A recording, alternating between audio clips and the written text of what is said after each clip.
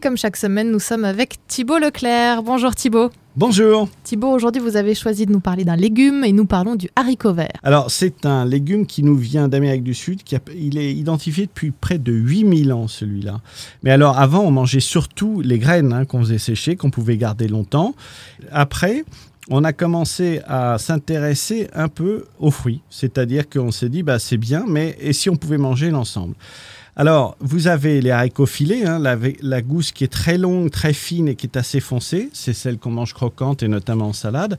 Vous avez les mange-tout, très gros, très charnus. Alors, la gousse n'a pas de fil. Elle est verte ou jaune. On parle beaucoup des haricots beurre qui sont très, très, très fondants. Il y a plus de 200 variétés de haricots. Le haricot, il est très populaire d'abord parce qu'il est très peu calorique. Il est au niveau de la tomate et de la carotte.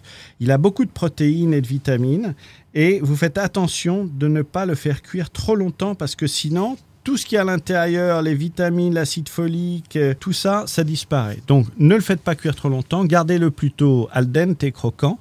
Choisissez-le fin et ferme. Évidemment, il vaut mieux que la couleur soit uniforme, qu'il n'ait pas de taches.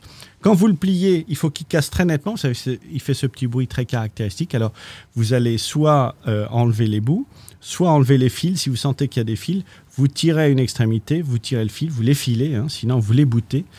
Et puis, si vous le congelez pour profiter des prix faibles en haute saison, vous pouvez le congeler facilement. Vous n'avez pas besoin de le blanchir. Ce n'est pas la peine, ça ne sert à rien. Sinon, comment vous le faites cuire? Soit à la vapeur, soit dans l'eau bouillante, 4 à 5 minutes maximum. Quand vous faites une salade, une des plus célèbres, c'est la niçoise, où il y a des haricots, il y a des poivrons, il y a des anchois, il y a des olives. Il y a les puristes et il y a les autres qui ont réaménagé la recette. Sinon, vous l'utilisez pour accompagner des viandes ou des poissons, parce que comme c'est très léger, c'est très agréable. Et puis sinon, vous pouvez le faire en potage aussi.